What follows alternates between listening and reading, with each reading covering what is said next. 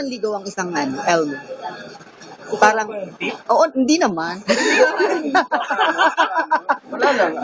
In a way lang, feel ko siya na gusto ko. Kasi napipil ko gusto niya ako. Can you cite, okay lang if you can cite an example of a specific na action to let her know that something, Ano lang, like, parang Valentine's Day show. Oo, Ano? Magkausap lang kami. Parang mabilyakin tayo. Ano like, hindi ko dinediretso sa kanya na pinapaalam ko na gusto kita. Pero may mga hint ako, tsaka may mga ginagawa kong bagay for you to feel special. Efforts ko,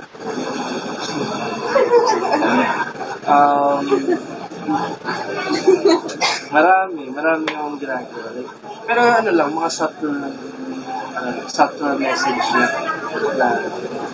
alam mo yun. Nakabahan ka. Ha? Nakabahan ka. Hindi naman. Ay, sorry. Sakto lang. Like, hindi ko naman, hindi ko rin siya binibigla. Yung ano lang, tamang, swabe lang. Sakto lang, friend. Do you think the fans can expect na you will see the same chemistry in different projects in the future? Kapag kunyari, if we have like a project next time, parang hihigitan pa namin yung kumbaga chemistry na pakita namin sa video. Kasi syempre, ano naman siya, hindi naman pwedeng downhill yung papakita namin. So standard na nalagay namin na chemistry sa video, angat ko. Ano nagawa na Villa Tugana sa career specific? Ako, wala. This has been my biggest project and ang dami kong natutunan sa show na to from Direk Gina and from the actors that we work with, like sila Kuya Pao, Ate Shine, Ate Maria Barbie Raymond, even Tito Roy. Kasi talagang they showed us what it means to be professional and to be dedicated, and pinakita nila yung pagmamahal nila sa show na talagang inalagaan nila lahat ng eksena, at including kami ni Elmo and nila Rita, yung mga mas bata na kasama sa cast. So, yun, lahat ng natutunan namin dito, I'm sure madadala namin sa mga future projects namin. Sip-shipping yung mga I was nervous at first, pero since si Elmo naman yung partner ko, mas naging komportable ako. Talaga. Oo naman. Kasi marunong naman ako. Is Elmo a good kisser? Wait, ang inuwa. Oo naman. Hindi ma-rate. Oh! Yabot. Si Janine Elmo is she a good kisser?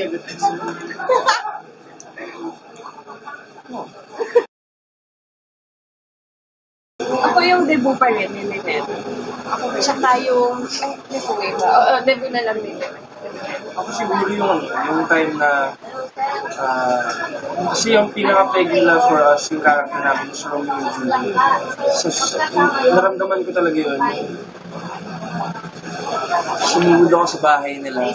Tapos pumunta ako sa balcony kasi kinukuha ko. So yun yung pinaka, like, on-screen, ang Romeo and Juliet. After nito, marami ba kayong gagawin na like non-showbiz activities together? Pag-vacation ka sa Paris. Marami. Pero siguro kung papasok sa schedule, magkikita ulit si Sagani. Oh, sige. Biglaan kita. Ano yung iisip mo?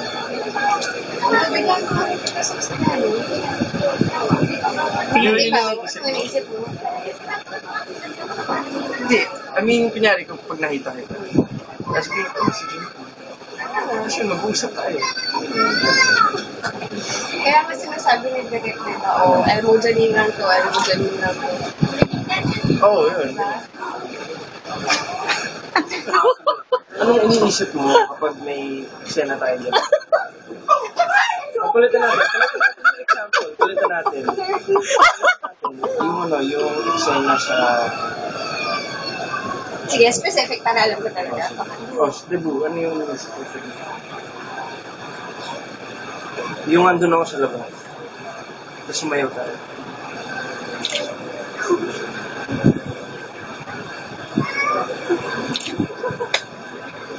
Wala.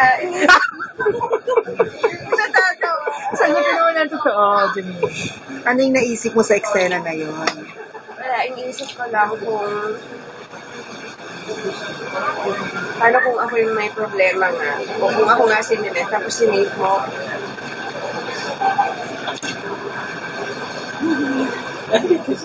Yeah, kasi diba, rapin ako ng mga boys. Oo nga, oo. So kaya ka... Hindi, kasi diba si Isagani tsaka si Lynette, hindi naman nila alam na mahal nila yung Isagani. May hinahanap kang sagot. Anong gusto mo sabihin? Yun nga, yun lang. Ano ang feeling nun? Na parang hindi mo naman alam na mahal mo yung tao. Pero, hinalikan mo siya. Alam ko na yun. Alam mo na yun. Alam na pala eh. Alam ko yun. Alam mo din yun. Oh my God. Oh. Pwede na. Ako iniisip ko nun, wala lang, makatingin ako. Kailangan ko lang ng feeling na parang kinakabahan ako. Kasi sasabihin ko na nga sa finally, na mahal kita. Kabado, maraming pumapasok sa utak. Tapos napapagod, hinihingal, Favorite ko yung eksena mo. hinihingal, sabi ko sa'yo. May demo pa.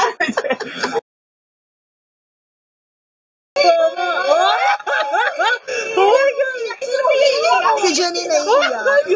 At aray, iyakan tayo, dali. Hindi, sa talaga yung iyakin. May ano? Sino umiiyak sa akin? Mas pati kay ganyan. Uy, pero imanin mo, aminin mo. Iiyak ako pag ikaw na nakakita ko si Mo. Pero pag nandyan sila, hindi ako iiyak. Okay, mamaya na.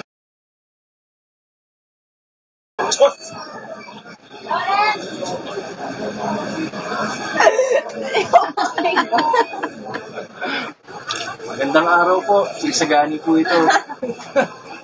Yeah, gusto lang po namin kayo imbitahin sa last 2 weeks na ng Villa Quintana. Marami pa rin po mangyayari at natutuwa lang kami na nagawa namin itong show para sa inyo and sana hanggang sa dulo magustuhan niyo yung kwento namin.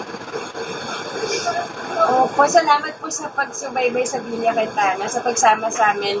Since day 1, sobrang thank you sa lahat ng nakiramay kay Isayani at Lynette. And huwag niyo pong papalampasan yung ending kasi sobrang ginandahan po namin para sa inyo. And ang dami talagang kailangan abangan. So, sana araw-araw manood kayo ng Thank you.